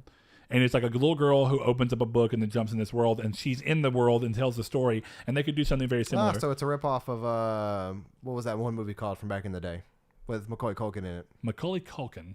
Yeah. I can't believe I forget the name of it. It's where he's in the library and he reads a book and he goes into the world. Oh, not Sword and Stone. What is it called? No, it's I can't remember what it's called, but it's. I hate how you have to spell Macaulay. It's Macauley. Mm-hmm. We'll see if we can figure this out. Was it one of his famous movies? I would think so. Even The Used used something like that. The Page Master. Yeah, Page Master. That's what it was called. The Used used a thing like that when they're. A lot of people do. That's a long running thing, man. Anyway, those are interesting ideas. I'll continue on with the news. Thank you guys. Appreciate both of you. Let's see. Moving along with the news, I just got an email from PlayStation that says that Judgment is coming out. Whatever that is. If you want to know that, Judgment's the game that is by the team behind Yakuza. It's that new Judgment Eyes is what it's called in Japan, but it's called Judgment here. That probably will explain anything because I don't know anything about Yakuza. So comes out June 25th over here. That's when it comes out, and it did not get delayed. It seems due to the actor change up for Japanese. So that's good. Let's see. First thing on the official news thing, though, Mortal Kombat 11 is getting new additions to the roster via the Combat Pack for the game. This will include Shang Tsung, Nightwolf, Sindel, Spawn, and 2 more yet to be announced guest characters. A leak showed the Evil Dead's Ash and the Terminator as the extra characters, and the trailer that showed these new characters had a blood splatter on the 2 extra character things that had a chainsaw thing in the background, very much hinting at the Evil Dead's Ash, and the Terminator theme was playing behind that. So I would assume that leak is probably true, but you can hold out if you want to. The DLC hits June 18th. So if you have any interest in that, go towards that. Activision finally confirmed the long rumors/leaks that this year's Call of Duty would be a return to the Modern Warfare sub-franchise and will feature a story as opposed to Black Ops 4, titled Call of Duty Modern Warfare. That's it. The game is not a sequel to Modern Warfare 3, but instead a reboot/reimagining of the original 2007 release, featuring some familiar faces, such as Captain Price, though he does have a new voice actor, The story will play out in 2 parts where you play across 2 different characters' perspectives and aims to return to a larger focus on realism that shot that game, the original 2007 release, to crazy success back then. Let's see. The entry aims to bring a lot of changes to the long-running franchise, with Infinity Ward promising big changes to the multiplayer mode, with one thing being that progress in the campaign will carry over to the multiplayer. Now, this is very similar to Killzone Mercenary. Anything you did in the campaign that you did carried over, and your unlocks and your money and everything that you had carried over to the multiplayer. I actually think it's a great idea, and it gives an incentive to play the story so that by the time you get to multiplayer, you already have some stuff unlocked. And it comes out in November 9th? No, it comes out October 25th. 25th is when the game comes out. Oh, 9th. Yep. It's the first time in the series the game will support crossplay across PS4, Xbox One, and PC, which I think PC is a mistake. Why? 60 frames per second versus the console. Other games do it and it works fine. I know, but I'm just saying, well, I say 60 frames per second. I am dumb. That goes to show you how quick thinking. Most of the time, console games are at 30 frames per second. Yeah, but Call of Duty always. But you have make sure they run at 60 and stuff too. Yes, that's a good point. I guarantee they're gonna. But it's not as big of a difference of having a 30 frames per second game against 60 frames per second people. If this is normal, what do you mean? Call of Duty, it's the double. It's the same doubling. Well, I mean, you're talking about refresh rate, but that also means that not everybody's going to have that refresh rate. Does that make sense? Right. But whereas if on not PC, everybody's going to have 60 frames per second on that's PC. true, but I think most people who are going to be PC enthusiasts will have the game running at 60. You'd be surprised how many people. I was reading in the Humble Bumble Reddit. They were saying that they downloaded Call of Duty this past month and they're like, I'm running on Potato. And I'm just like, that's going to be fun, but it's free. So good for y'all having fun. Yeah, that's true, I guess. Either way, it's a moot point because both of Call of Duty games almost always run at 60 frames per second, even if it means going a sub-native resolution. That's what they did in the PS3. And that's how they should be ran, honestly. So, yeah, I agree. They need to feel right. What game was it you were just talking about where you were having a massive, problem with because you were coming off of a game that was 30 to 60? Was it something to Destiny? Rage to Destiny. Yeah. And it was incredibly weird. Yep. That's why all games should be 60 frames per second now, without a doubt. Yeah, but I do somewhat understand why Destiny is not 60 frames per second. They could have fixed it. There's too much crap in that game that could be taken out. Potentially. And they could run it at a lower resolution, but, it is what it is. Let's see. They say the reason, though, is because of the online mechanics between everybody and having to deal with the physics of each person. That makes sense. So 60 frames per second probably fine on PC. Yeah, but it's also a PC, and you have a different processor. The processor is a Potato in the PS4. Yeah, I guess so. Let's see, though. The game will not feature a zombie mode this time around, and instead will have a co-op mode with little information shared on it so far, but it sounds like their old Spec Ops mode. The game was set for an October 25th release date, with more to be shown at E3, so if that interests you at all, go check that out. And I guess they've completely moved from their November date, because last year was October as well to get ahead of Red Dead, but I surely thought this year they'd just go back to being the first week of November, but... Have you seen this next one up about Cataclysm? Have you seen the reveal of that? Yeah. Okay. This whole paragraph should just be taken out. The game's dead.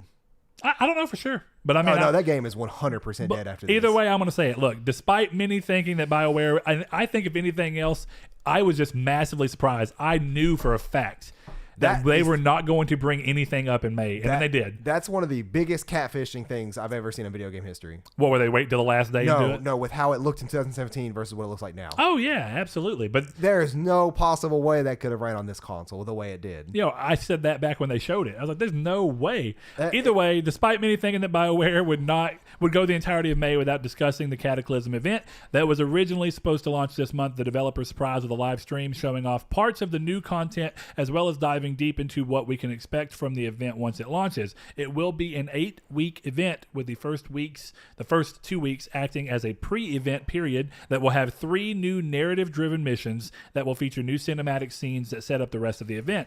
The event will have a score multiplier and leaderboard system that encourages players to replay the event and find extra ways to bump their score through the timed challenge. These will take place in a number of new arenas for the game that will expand with each week, with new ones being added, giving new routes and opportunities to up your score with new events and stuff happening in between the where you start and where you go to end it. Let's see. The event includes new gear that will be given at a higher level than existing items. The loot is earned through war chests that are bought from an event-specific vendor that takes a currency earned from completing challenges with the items that are available at that vendor rotating regularly. The event also comes with permanent improvements for the game, with one of the biggest changes in the removal of Anthem's luck stat, meaning that all players will have the equivalent of 100% luck, which aims to have loot drop more frequently, which is one of the biggest problems that the Anthem community has had complaints about for the type of game that it is. You do not want to make a game that is a looter shooter not have loot. Right, and that's the problem. Or not drop loot. It has loot and it does need more loot, but the bigger problem is that it just didn't drop it either. So is this a second game that EA has published for a multiplayer title that is dead on arrival? That and Evolve? I thought Warner Brothers was Evolve. Was it? Yes, I thought it was. EA. Turtle Rock Studios and Warner Brothers. Wow, I thought that was EA. No, so thankfully this is just one example of that. But you know what? Speaking of BioWare in a much more happy sense, a number of their classic RPGs were announced to be coming to consoles. This has been announced a while back, and we finally have dates and prices. The Baldur's Gate Enhanced Edition pack comes with Baldur's Gate 1 and 2 with all of the DLC, as well as being kind of remastered. Planescape Torment and Icewind Dale are both being bundled together in one package, with all of their respective DLC included. And lastly, Neverwinter Nights Enhanced Edition will be by itself, with each release costing $49.99 and releasing on September 24th, 2019, with the exception of the Neverwinter Nights release, which will be on December 3rd. So if you have any interest in those, and all of those are fantastic games, I do wish that somebody would take the step out to take the Snowblind games of Baldur's Gate Dark Alliance 1 and 2. Those would be fantastic, brought back to the new systems. There's even a rumor that I decided not to include on here, but you know what? I'm talking about it now, that the team behind Divinity 2 is teasing Baldur's Gate 3. Somebody said on Twitter that's been confirmed fake. I had a feeling it was. You would assume that it'd be Divinity 3. I don't know. No, I don't know if that is true or not, but like we'll see. They were very adamant saying that is not a real rumor. Well, it seems weird, right? It's not an IP that developer's known for at all. But the thing about it, I could see them doing that series well. Yeah, because Divinity, who are they called again? I can't remember for the life of me right now. Lothrian?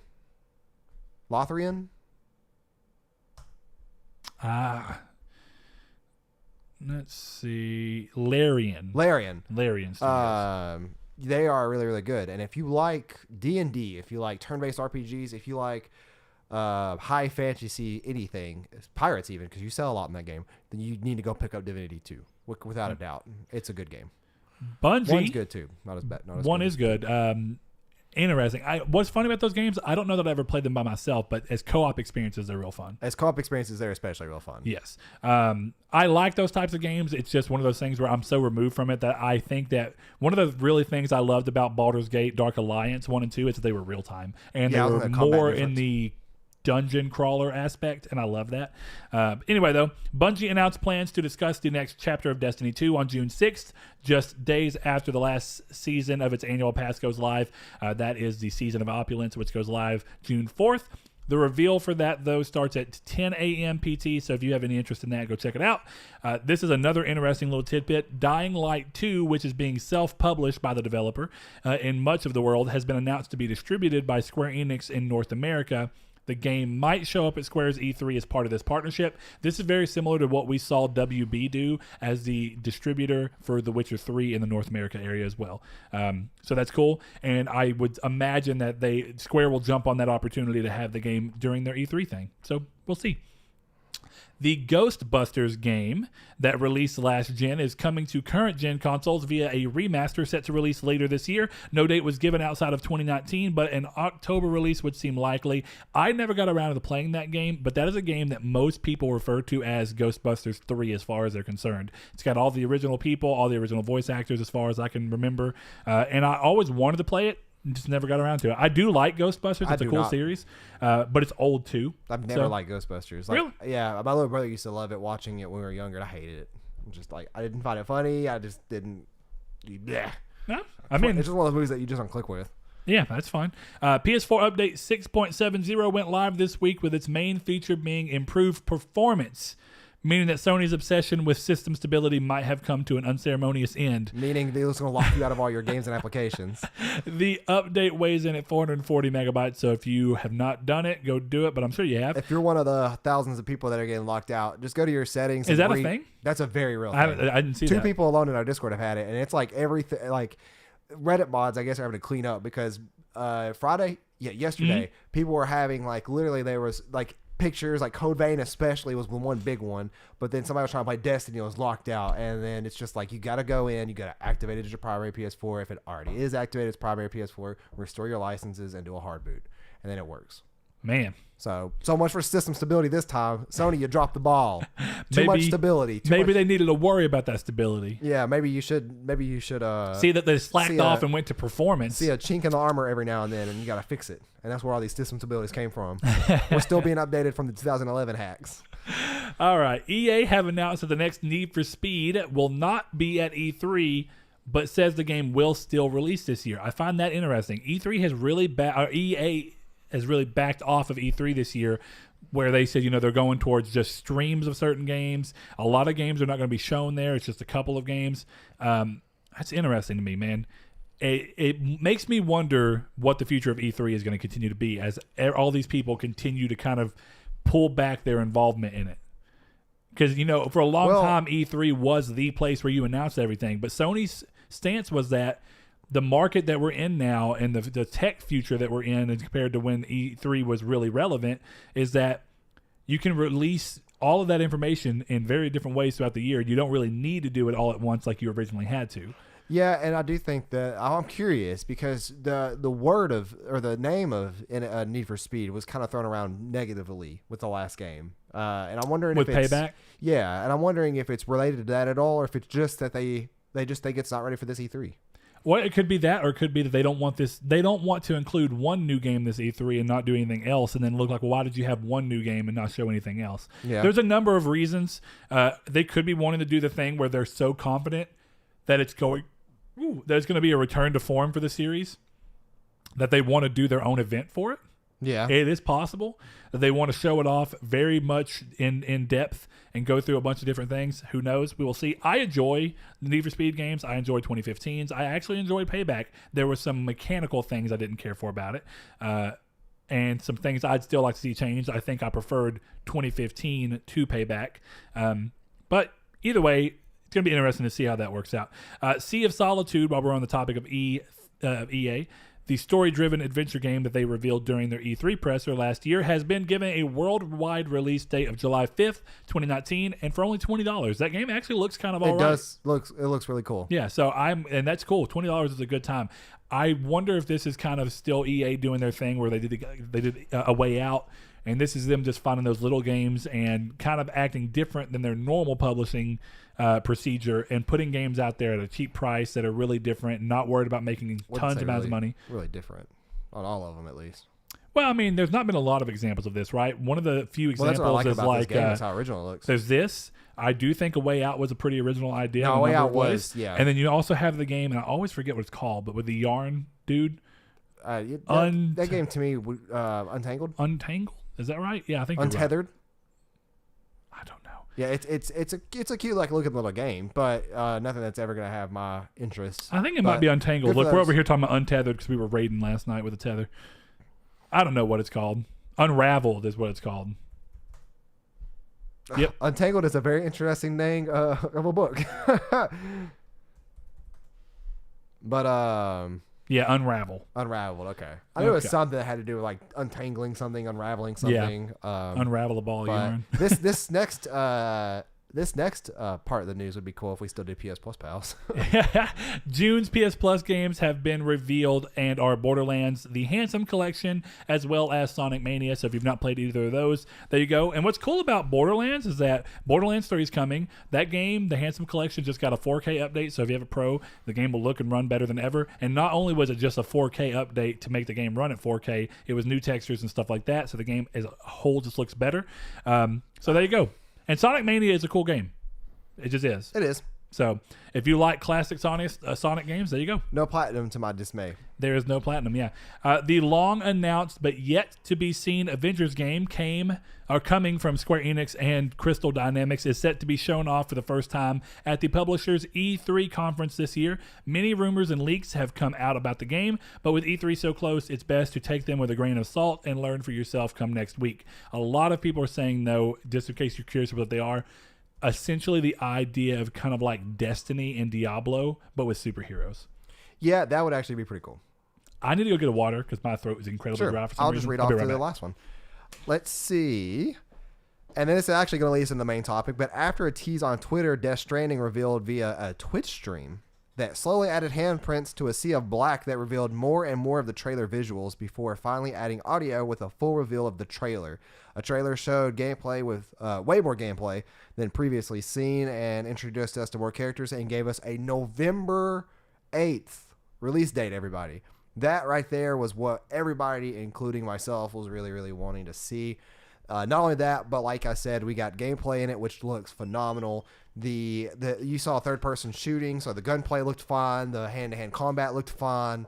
The cool mechanics that you could do with your ladder and stuff like that. There's even a really cool part in it as well that you get hit in the back by a staff and like something pops off your backpack, and you have to go there and pick it back up because it's something important. And then you turn around. Assume. Yeah, you assume. And then you turn around and you hit the dude in the face with it. So you can actually just pick up items like that or use items that you already have equipped as weapons if needed. It did show, even though Kojima said it's not a stealth-based game, it shows that it has stealth-based potential because right before that little encounter, it did show them like trying to sneak around them and then getting caught. Through like traditional kind of tall grass stealth mechanics, right? It's like you're crouched. That's what it looks like, yeah. You're in tall grass. They can see you though. It looks like the AI is smart enough to kind of, if you move too much or make too much more noise, they can see you, which I would expect considering that I do think that one of the things that, despite me not caring for the game or either of the games, both Metal Gear Solid 5 and Ground Zeroes, I will say both of the games had pretty good AI for the type of games they are. We were talking about that last night. Yeah, one of the, whatever it was, one of the compelling parts of the Metal Gear series and Kojima's games for the most part has been, for when they come out, their AI does tend to be above the rest of their contemporaries.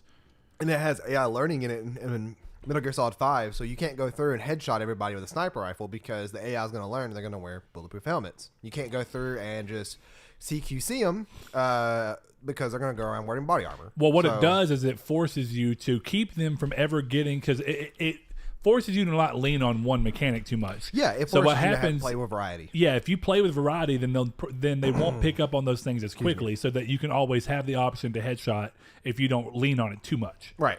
And I do think that's a great thing. I mean, I will say my example brought up that day was that I think Dishonored is also another game that has pretty great AI. And a lot of time they do learn. They start to, if they notice that if they find you hiding enough times, they'll start looking for you underneath hiding places. And if you wait till nighttime as well, they're start wearing night vision goggles. Like it's I always say it. I think I'll say it again. Metal Gear Solid 5 is the best stealth-based game there is. But we're not really talking about Metal Gear Solid. Yeah. We're talking about Death Stranding.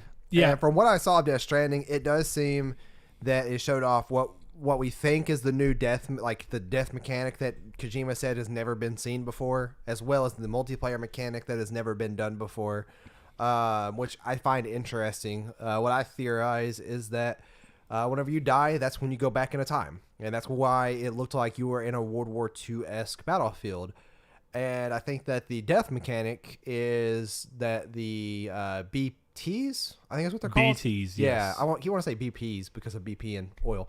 But BTs, I think those are player deaths. I think that whenever a player dies, it creates a BT in somebody else's world. And that you see a lot of them in one area. A player has died a lot in that area, and it creates an enemy. Not to be controlled by a player or anything like that, but it creates its own enemy. And they also did announce a $200 collector's edition, which looks absolutely phenomenal. I'm gonna spend $300 on this game because I'm gonna get the collector's edition and I want to buy it digitally. So yeah. I'm gonna buy it twice. Yeah, I'm aiming to get it, but I don't want to have to pay it off all right now because your boy's too broke for it. Remodeling your house really breaks you. But I also want to get it. And I brought this up on Twitter. I think that this is a really cool use, and this is a small tangent, but at least it's still about Death Stranding. I think this is a really cool use of a collector's edition. There's a number of things they could have done that would just been more generic statues that most people do. And don't get me wrong, I love collector's editions with statues. I get them often. But at some point, you start to feel like, well, it's just a bunch. It's all the same idea.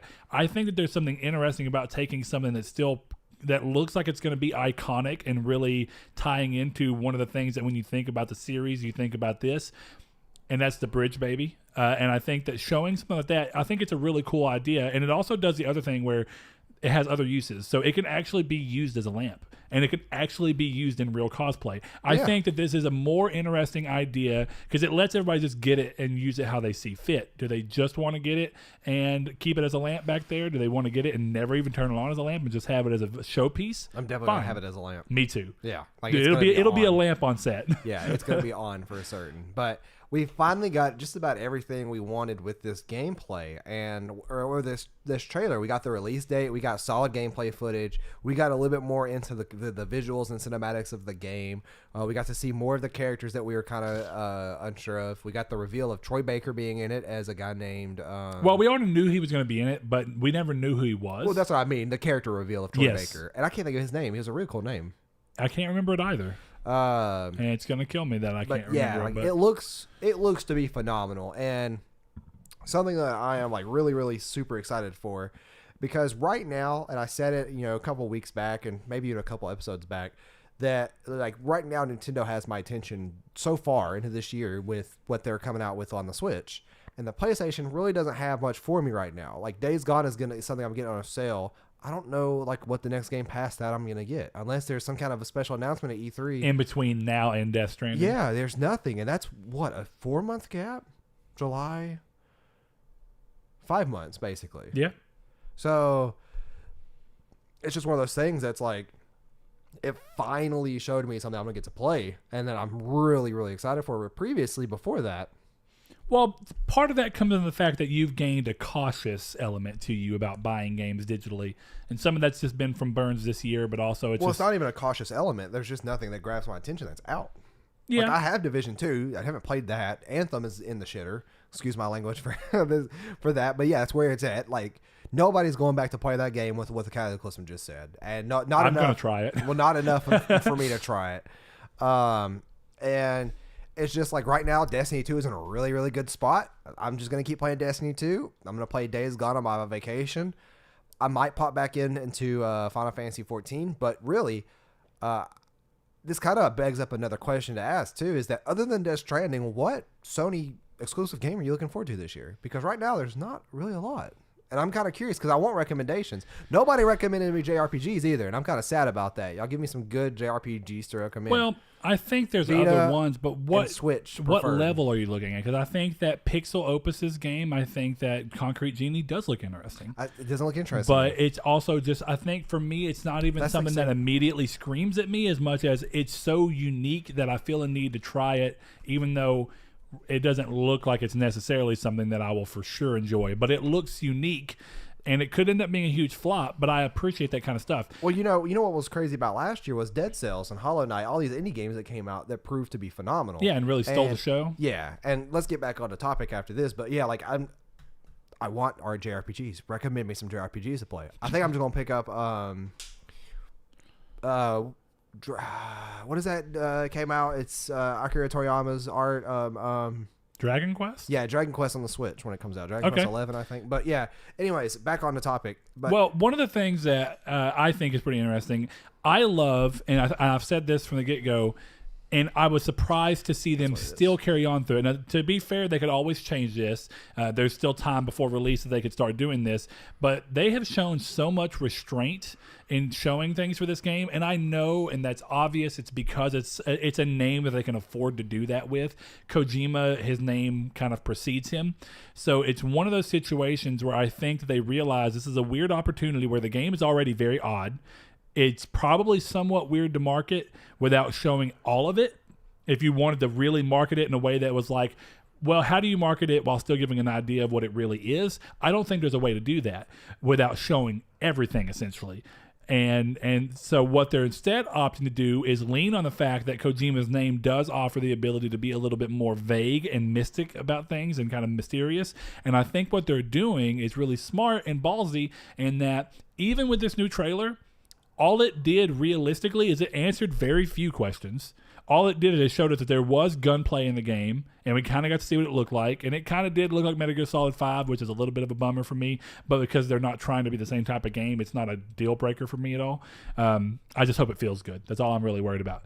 But yeah, and it looks like it should. The only thing I'm worried about is the bike. Like, I'm kind of worried. How does it control? Because Sparrows and Destiny could be like... I guess, more sensitive. Like they could be tightened up a little bit. They're a little too loose. They're too loose. Yes. Yeah, and I feel like that the way that bike was driving, it's very similar, except something tells me that a bike on the ground is going to feel different than a hover motorbike. Well, and not that it would, but considering that it's using the same engine, it'd be interesting if they kind of utilize some of the mechanics and just move them towards something like a motorcycle that's a little bit more smooth moving. But in Horizon, I actually thought the mount system felt surprisingly good. It did. It felt tight and it felt controllable. Which, it is using Decima. So that is true. I didn't even. It doesn't mean it's using that, but I guess what it means is that I've already seen traversal on something in this engine. Work in this engine in a way that feels really tight and useful in the gameplay. I think third person helps. In a lot of ways, though Destiny being in third person which I think is important. Destiny had to be in third person for the Sparrows, but it still doesn't feel right to me. And I don't know if it's because of the way the physics are in that game, because that game is floaty in some weird areas for the betterment of the majority of gameplay. But if it's the physics system that's causing that in the Sparrow, I don't care for it. It feels like trying to drive cars in old Grand Theft Auto games or Saints Row. See, what I like about the Sparrow system is that there's a way that you can deal with that, and that's by doing the strafe. So, like, if you go around a corner, you're drifting too far out, you can strafe back in by clicking the stick in. Yeah. It feels good, because I agree, if it didn't have that in there, that would feel terrible. Yeah, there'd be no way out. Yeah, it'd feel way too arcadey. But, yeah, for Death Stranding, I pretty much got everything I wanted to see out of it. But didn't it also, I guess where I was going with a second ago, and it might be where you're going too, is that it's for as much as it answered, it opened up a million new questions. It did. And like and I've said this before, what I really, really like about this, and something Kojima can get away with, but other developers can too, is the fact that there's nothing like this right now, right? Like, this is filling a hole that I didn't know I had in terms of wanting a video game. And that's the thing too, is that like I'm so sick of seeing the same style of games done over and over and over again, and it's getting to the point like where it's just becoming monotonous depending on the game you want to play, because you're just sick of it, right? And this game to me feels like it could actually have some potential to give me that refresh that Demon's Souls did for me way back in last gen. Now, what is pretty sad is that this genre doesn't really work like Demon's Souls did. It doesn't give me a full series of games to go into, like the Dark Souls series, because this is technically, he said Strand game, Strand game. As far as he's concerned, this is a new genre. Yeah, and this is really just what it looks to be like. What is an action adventure cinematic third person adventure game. You can't even say shooter because it's like I was about to say shooter, but I'm like, I don't really know how much shooting there is in it. I will say this: do you really feel like one of the things that I felt like looked and felt awkward watching, and that I'm in my mind, like I can't see how this would be fun, is the building mechanics, like the ladder and the rope. No, that looks fine. It looks like you may take some time to learn how to use it. But it just to know how far away you need to be to let it drop. It doesn't look smooth to me at all. What do you mean? It looks like some of the worst animation sides, and that just goes to show it may just be one of those signature things of. Sometimes, even in the Metal Gear Solid games I love, there's certain things that he did, but I noticed him really prevalently in Ground Zero and in what I've seen of 5 and a little bit of play to 5, where there's certain animations that he goes to do that just feel stiff and wrong and slow, and like that doesn't look like it fits in. Like, I was really surprised that the bike looked like it was going so quick and so and I was like, that's so weird, because then when he was doing the little, what do they call those? How am I?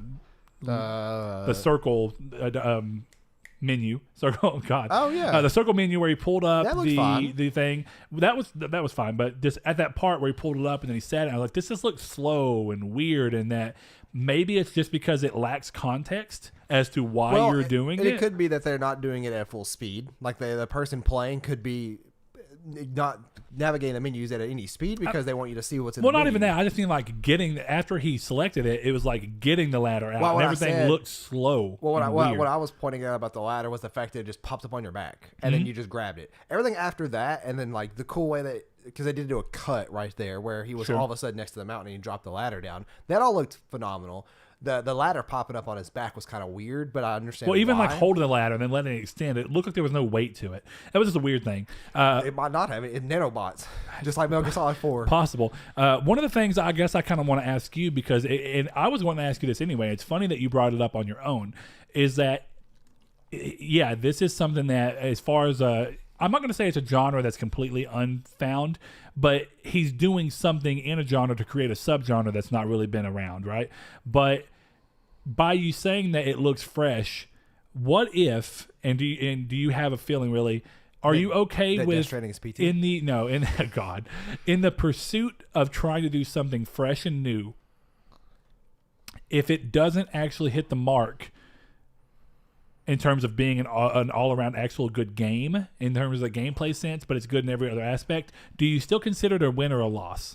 I would consider it a win because Demon Souls wasn't great at the gameplay perspective. It was very clunky. Yeah, you're and right. There was frame drops, but it was the atmosphere, it was the difficulty, the storytelling, the lore building. Yeah, the lore was cool. The enemy design was cool. The weapons and armor matches were cool. The gameplay of Demon Souls is mediocre at best.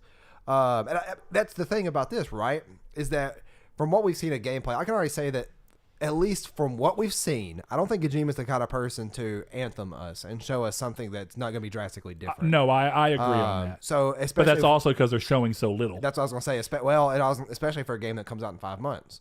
But what I will say is that it's going to be hard for this game to be a letdown for what I want it to be. But more so, I think that I would enjoy it even more because what I'm going into it is the same mentality of finding out about Demon Souls or the idea of revisiting Demon Souls. And that for me is I'm bored of everything. There's only one game keeping my attention, and it's a first-person shooter, just like it happened, what was it, 6 years ago, 7 years ago, 8 years ago, however long it was, where I found Demon Souls. And it, to me, isn't about... Yeah, it was like 2012. The quality. Yeah, it was. So 7 years ago. It's not even about the quality of the game. It's about the refreshing experience it can get me. Sure. Now, that's where the flip side of this comes is I don't think I'll be let down. If anything, I'm going to be more surprised and elated at how good the game actually plays, the story, and all that stuff. Because what I remember in Demon Souls in particular was the frame rate constantly dropping, the very clunky combat it can be at times, the kind of somewhat enemy glitches that can happen every now and then with certain bosses and certain enemies in areas. Sure. And of course, it's the same with Dark Souls. You get to Blighttown. It's just like the game stops. It's just slideshow. Yeah. But you still enjoy those games because they're offering you something that nothing else can currently offer you. And this year, I don't think I'm going to have that. The uniqueness overshadows the issues. Yeah, and I think that's why I'm looking for a JRPG right now is because that is a genre I haven't played in a good while, at least to a game to completion. And I really want to grab a good one that is really standalone-ish, but something I can hop into and spend 30, 40, 60 hours in and get a phenomenal story out of it. Have a good time with gameplay, have a good time with mechanics.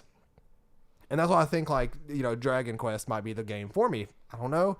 But I think that the way that you asked that question, it didn't make me realize it until now how I can compare that to what I needed in Demon Souls. And the fact that I don't think, like what our good buddy RJ Loki said on Twitter, he said it could be a flop. He said he needs more than a name because it still could be a flop. Yeah, try not to overhype could be a flop. As long as I get what this trailer showed me, unless the game is completely misrepresented in this trailer, and by Kojima, which knowing Kojima, I wouldn't bet he would do.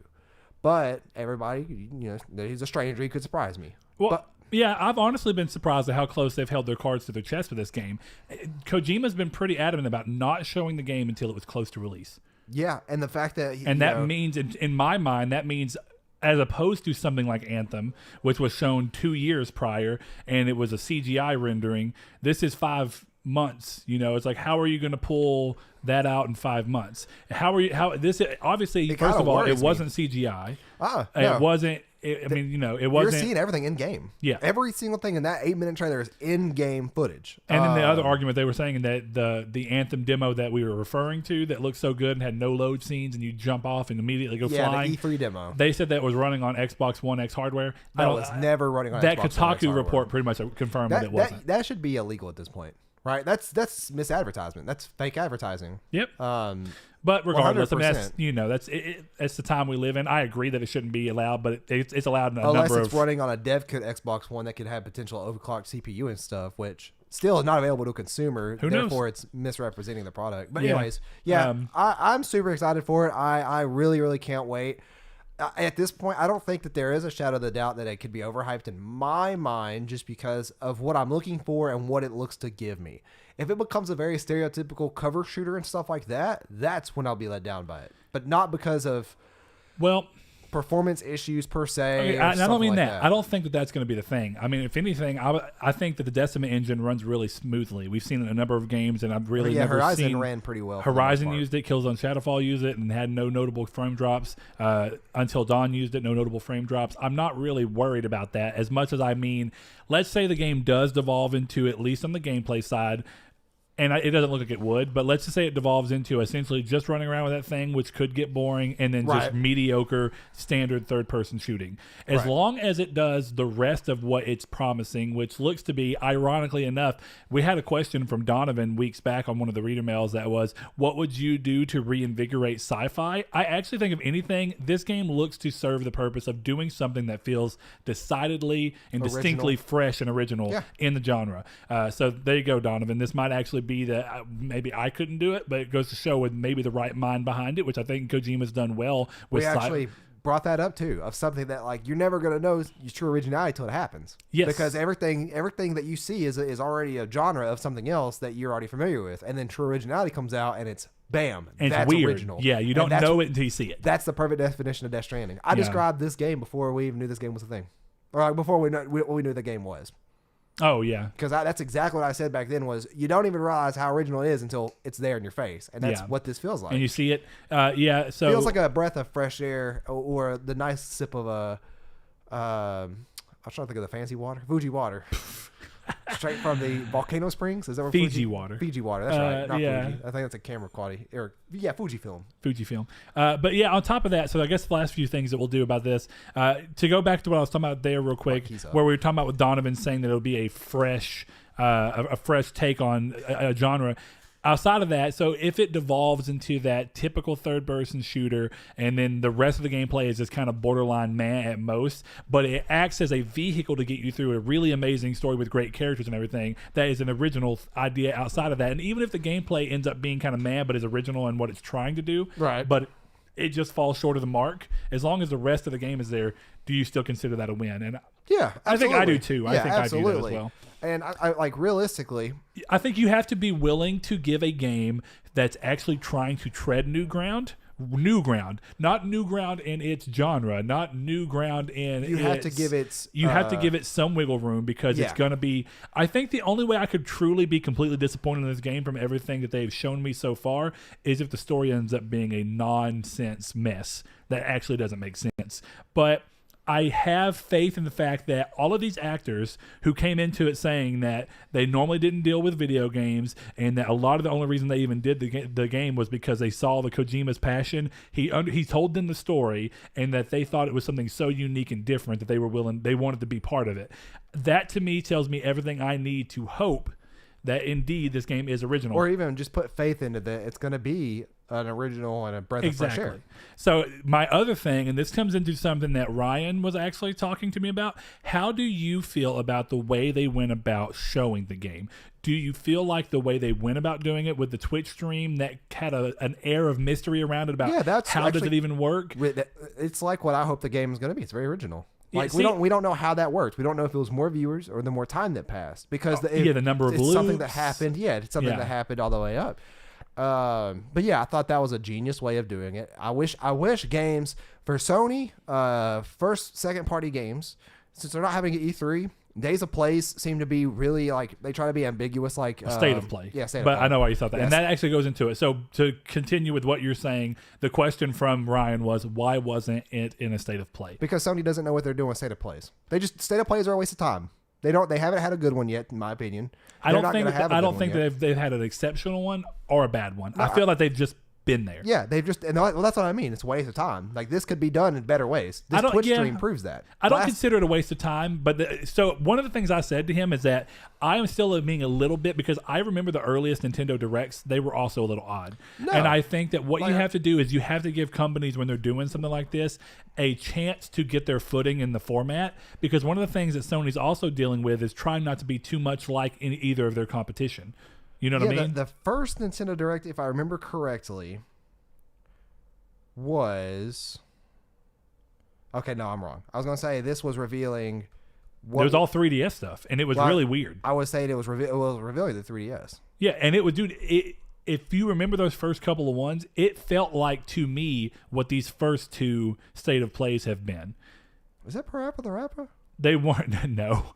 Oh my gosh, it looks like it though, doesn't it?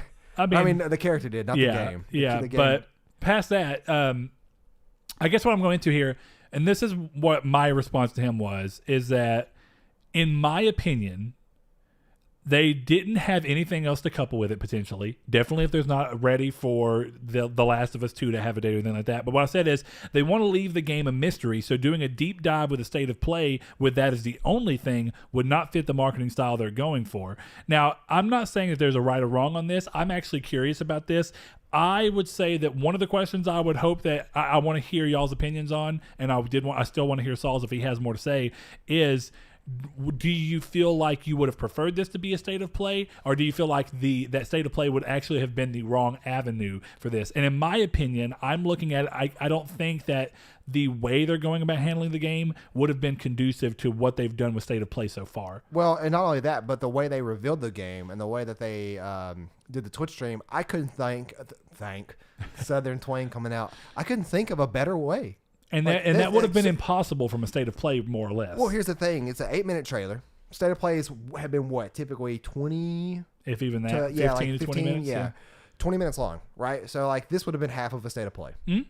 And then you would have what come behind it? Because nothing is going to come after this and not be in a shadow. Exactly. There's rumor that Last of Us is literally being delayed into the next year because of this game. I've seen the rumor that it's being delayed. I haven't seen a rumor that actually says that there's a corresponding between it getting pushed back specifically because of it's a Death big Stranding. rumor and a thought right now. And I'm curious about that too, because if anything, you would think Death Stranding would be the one to be pushed back. Well, see, I didn't think that for a number of reasons. Really? He kept saying he said the game's so close, even though it's slightly behind. He said it's only about a month behind, and I was like, man, that sounds like the way he's talking about it sounds like this year. Now, I will say, I also thought The Last of Us would be this year, but it started to seem crazy that it would be both of them, and it started to be like, well, I don't know. Now, I will say, it really does to me sound like there was also a rumor very recently in regards to The Last of Us where he said, where I don't think it was rumors. It was somebody talking about the fact that they are hiring people to finish up the game. Now, I get that there's a lot of stuff that looks like it would go against that, like the fact that, and a lot of it comes from us not knowing exactly how games are made, right? So we know for a fact that the voice acting and everything and the mocap wrapped months back. Right. So a lot of people's mind was, it's so close because that's done. Well, what about all the work we don't know the flow in which they chose to do that. Maybe they wanted to finish that up. Just to distribute the game. Well, that's to get the game put on disc and about a month typically. You're looking at a month of getting the game onto a gold disc out to manufacturers. So we heard in March that the game was done with the voice acting. Yep. I think maybe April. Nah, it was either February or March. It was a while back, okay. Yeah. But when you look at it in that sense, it's easy to look at that and go, it's coming so soon. But we don't know when they chose to do voice acting at what part of development to just get it done, because it's just a separate part. And there's still, even if they have all the mocapping done, that doesn't mean all the mechanics are as tight as they want. There's always QA. Not Q&A, QA testing. QA testing, quality assurance. Yeah, they're going to spend hundreds of hours among maybe hundreds of people. I know tens of people at least, but hundreds of people, tens of people that are playtesting this game and testing it for bugs.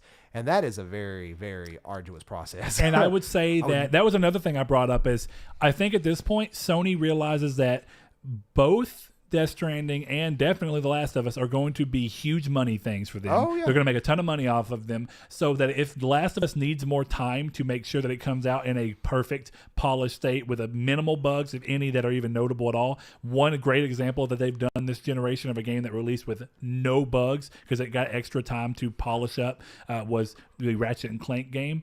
That game came out flawless. But I think that this is something, when you look at this year and the fact that Days Gone was seriously hampered, at least in the review department, thankfully it hasn't seemed to translate into the sales being hurt. Right. But the review department and the way that the game's legacy exists in a more professional view of the paper until sales become so big that it's like, well, that didn't matter, is that the game released with problems and too many bugs, where if they would have given a little bit more time, it probably would have been for the better. But it was an unknown studio and an unknown IP. And, so I'm sure Sony was like, at some point, we just got to get the game out of the door. But The Last of Us is like, if you need 3 more months, we don't care. You know what I mean? And that's the thing, too, is that The Last of Us, in my opinion, is the more casual game, right? Like, that's going to be the one that's going to be the mass appeal to everybody, compared to Death Stranding, who is going to be more tailored towards people who know Kojima, who saw that trailer and was like, that's kind of weird. Most people are going to look at that trailer and think, what is this? Like, it looks dumb, and then they're not going to care about it. Yeah. Then there are going to be some people who are going to be on the fence about it. But most people, Last of Us, it's like Last of Us is a more casual game. More different kinds of groups got into Last of Us. More it has kinds reached of gamers. outside of the typical gaming community. Yeah. And you know that so far as the Last of Us 2 panel that they had, where they had the Hannah whatever cooking person, and she said that The Last of Us was one of the first games she'd ever played. Hannah the cooking person. I don't know. I mean, she does a cooking show where she drinks. I can't remember her name. Is she a YouTuber? Hannah Hart? Hannah Hart, yes. Yeah, that's a YouTuber. She's an LGBT YouTuber. I think she works for Rooster Teeth as well. Anyway, but yeah, she brought up the fact that one of the first games she ever played was this, and that's why I bring that up. Well, I think it's a more casual kind of game because it's a formula that people are familiar with. It's a survival game. It's a zombie game. Very cinematic. I've watched the trailer 3 times for Death Stranding. I can't tell you what that game's about. I know. So like somebody says, "What kind of game is this?" I'm just gonna say it's a Kojima game. Who's Kojima? Guy who made Metal Gear Solid. What are those games about? There's a war. There's a guy with a boss, and then the boss dies, but then not really. But the boss he's a clone. Is a defector. Yeah, that's the same person. Oh, so is that Solid Snake? That's Solid Snake. That's V. Who's that? That's his clone of a brother with a nano machine arm. His name is Revolver, or Liquid Ocelot. Is it Liquid Ocelot? And then they're like, "Who's that?" And I'm like, "That's Revolver Ocelot." Is that the same person? Kind of, in a way. Yeah. It really does go to the point. But what's more interesting about that is, despite the fact that I think the Metal Gear Solid games are just as convoluted in their own right as some people would say the Kingdom Hearts, I think it's fair to say Kingdom Hearts is more convoluted. But they both are games that you have to be very much ingrained in. Me and Joe have talked about that before. We spent about 2 hours talking about the entire story of Metal Gear Solid, and starting from Snake Eater, and Peace Walker was one of the ones that like I've only played once, and it was way back when. Peace Walker's a great game, and it is, and it's one of those games that you kind of have to play, but you could also, or you have to know about. Yeah, you can read a synopsis. That's what I had to do when we talked about it, and I felt like Joe knows a lot about Metal Gear Solid. He's like us, where we know the full story, we know the twist, we know the characters, we know the game order. The only thing I actually don't know is I don't know how 5 ends. I've told you because I know, but I don't remember it. Oh, and it's been one of those things where I probably did it in my brain where I was like, in case I ever get around to playing it, but I won't. I'll tell you after this because I know you're not gonna play it. But I could. We talked about that for about 2 hours and all the character relationships and everything. We talked for Kingdom Hearts for about an hour, and we talked about pretty much the same thing: character relations, the endings. I told him this was right before 3 came out, so I was explaining to him the plot of every game and what they meant. The only one I couldn't really touch on was the Union Cross, but I read cliff notes for him for that because I didn't even really care for that. Yeah. But yeah. Well, and it wasn't finished at the time that 3 even released. Yeah, which is, but that's my community question for you guys: is that are you going to pick up Death Stranding? And if you are or aren't, why not? If you are excited because you like Hideo Kojima, let us know. If you're not because you hate Hideo Kojima, also let us know. And we'll go back over that with you in episode 115. Yep, that sounds good. Thank y'all. Until next time. Thank you, guys. Thanks to our patrons, Chad V, Dan Barber, Josh Jarrell, Matthew Green, my name is Dan, Douglas Below, Sean Santarud, Eric McAllister, Matt Sycamore, Shadowist, Steven Salazar, The Stonard, Travis Below, Eduardo Palomino, Stefan Swanlin, Coy Live, Philip Laguerre, Corey Hickerson, Brian, Donovan Williams, William Digital Spooker, Derek Porter, Josh Ayers, and Thomas McInnes. If you would like to support the show, you can do so by clicking the link in the description below or going to patreon.com/nartech. Thank you.